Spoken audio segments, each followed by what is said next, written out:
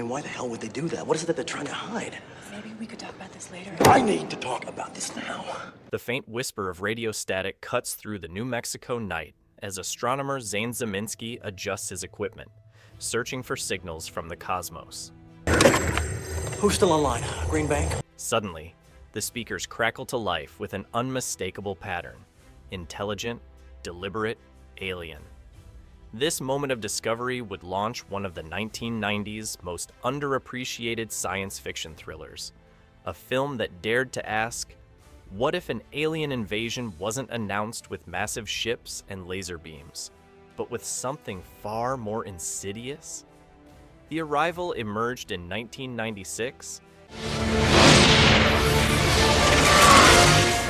as Hollywood's summer blockbusters dominated with spectacular destruction and overwhelming special effects.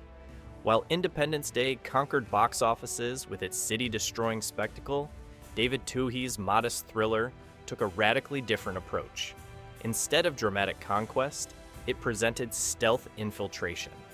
Instead of massive budgets, it relied on intelligence and ingenuity. This wasn't just another alien invasion story. It was environmental prophecy disguised as science fiction. In an era when climate change remained largely academic discussion, The Arrival boldly suggested that global warming itself could be weaponized, that our planet's rising temperatures might not be accidental but orchestrated. As we now face the reality of climate crisis, perhaps it's time to revisit this forgotten gem that saw our future with disturbing clarity.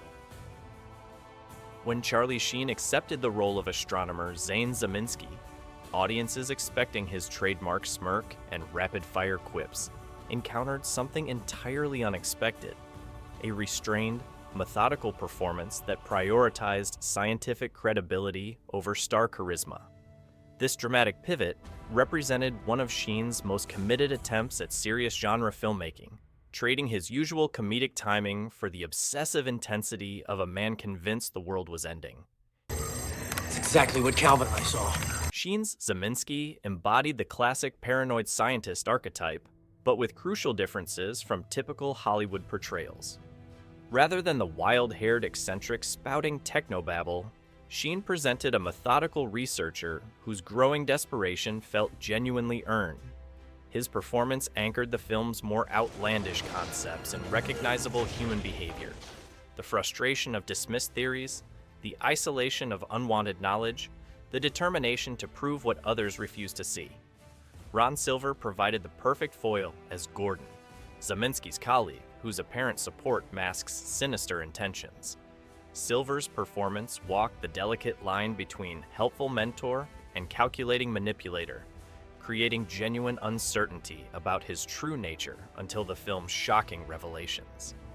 Terry Polo's climatologist Ilana Green avoided the typical scientist girlfriend trap, You think I'm letting you out of my sight? Yeah, you are not. bringing professional expertise that complemented rather than competed with Zeminski's astronomical knowledge. Their relationship developed through shared intellectual curiosity rather than forced romantic chemistry, creating a partnership that felt authentic to the scientific community.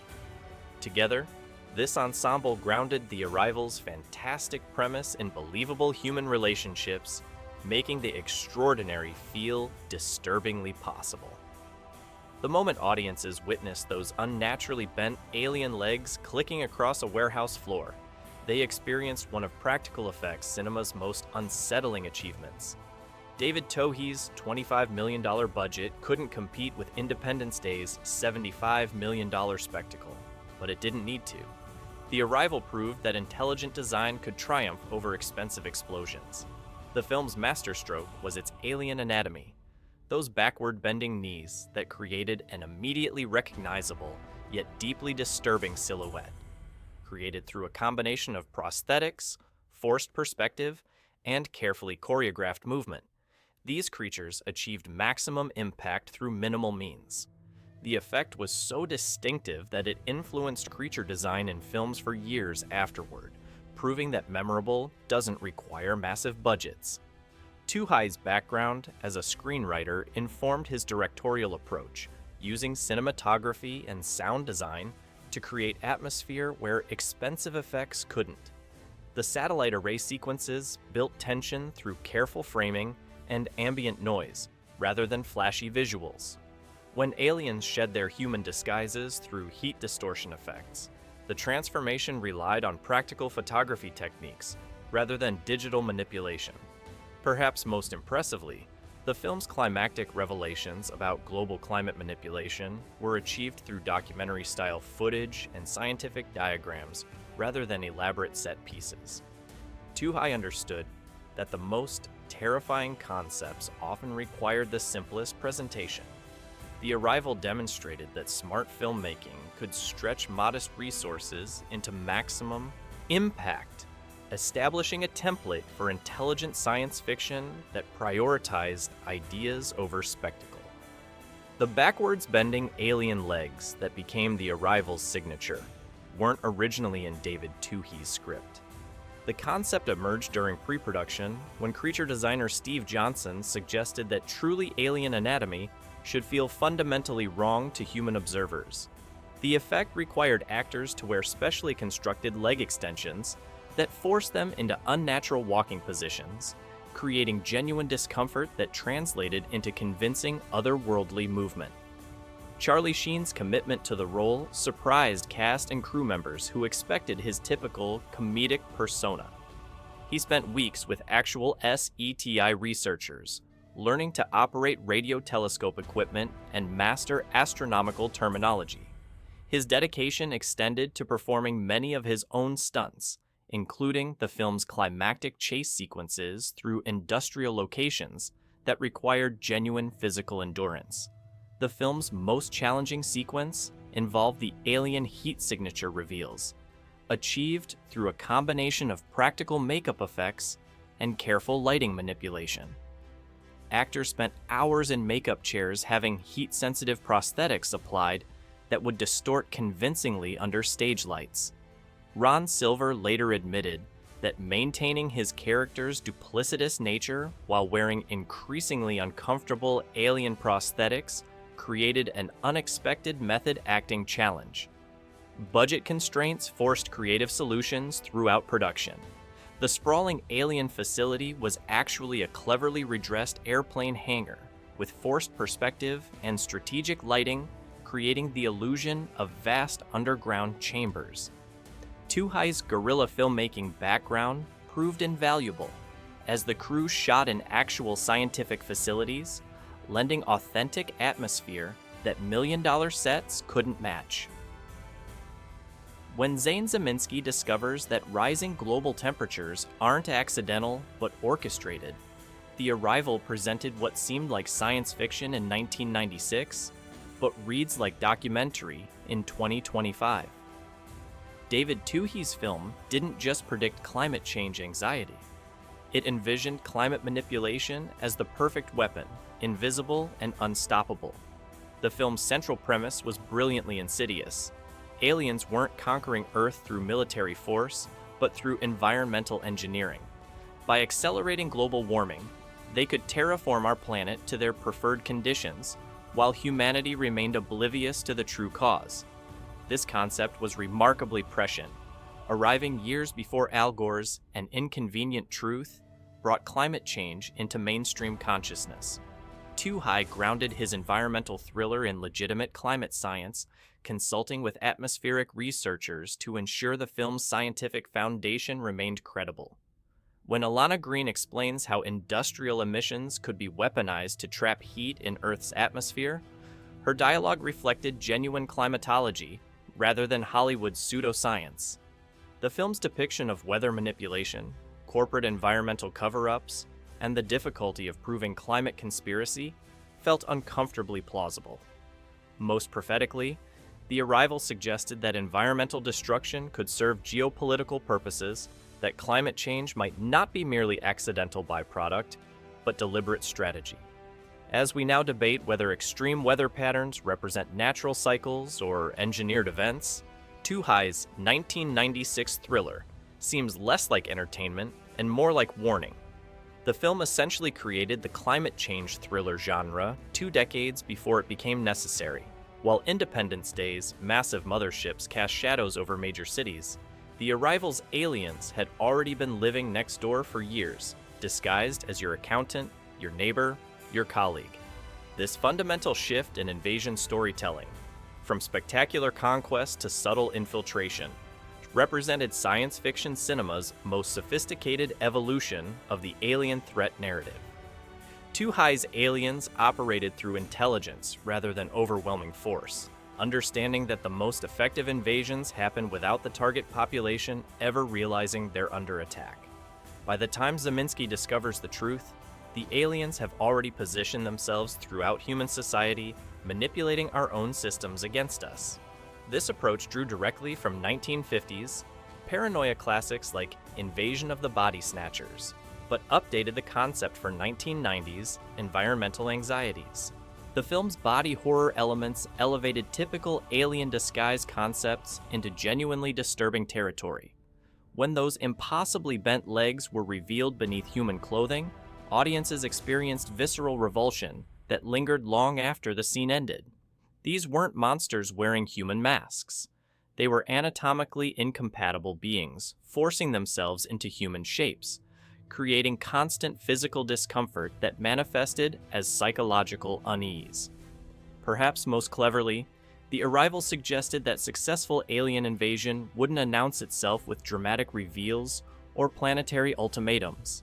Instead, it would unfold gradually, disguised as natural processes or corporate malfeasance, remaining invisible until completion.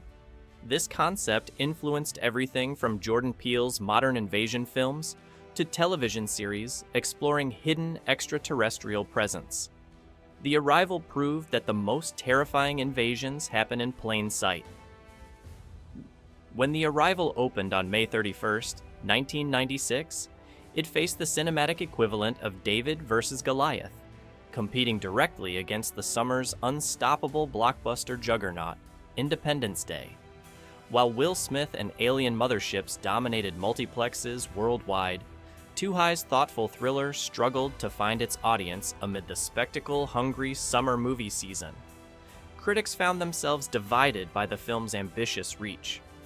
Roger Ebert praised its clever premise and Sheen's committed performance, noting how the film generates genuine suspense through intelligence rather than noise. However, other reviewers criticized its pacing, suggesting that audiences accustomed to rapid-fire action might find its methodical build-up frustrating. The Los Angeles Times called it admirably thoughtful, while questioning whether cerebral sci-fi could compete with popcorn entertainment. Box office numbers reflected this critical ambivalence. The Arrival earned a modest $14.1 million domestic total against its $25 million budget. Respectable for an independent production, but hardly the breakout success needed to establish Too High as a major genre director. International sales helped recover costs, but the film's theatrical run remained overshadowed by summer spectaculars. Influence on modern sci-fi and climate fiction. The alien knee joints that clicked across warehouse floors in The Arrival became a visual signature that would haunt science fiction for decades. When Jordan Peele designed the creatures in Nope, when Denis Villeneuve crafted the heptapods in Arrival, when Alex Garland conceived the beings in Annihilation, each drew from Too High's understanding that truly unsettling aliens require anatomical impossibility that makes viewers fundamentally uncomfortable. The film's environmental manipulation premise essentially created the climate change thriller genre before Hollywood realized it needed one. Films like The Day After Tomorrow, Geostorm, and Don't Look Up all explore environmental catastrophe as existential threat. But The Arrival pioneered the concept of weaponized climate change 2 decades earlier. When modern thrillers depict corporate conspiracies hiding environmental destruction, they're following pathways Too High carved through cinematic landscape. Television particularly embraced The Arrival's paranoid infiltration model. The X-Files mythology episodes, Invasion's body-snatching premise, and even Lost's mysterious observers all reflected the film's influence on serialized storytelling about hidden alien presence. The concept that extraterrestrial threats operate through existing human systems, rather than dramatic conquest, became fundamental to modern alien invasion narratives. Most significantly, The Arrival established that environmental science fiction could carry mainstream appeal, paving the way for climate change becoming central to contemporary genre filmmaking. As global temperatures shatter records year after year, and climate scientists issue increasingly urgent warnings, The Arrival's 1996 premise feels less like science fiction and more like documentary footage from an alternate timeline.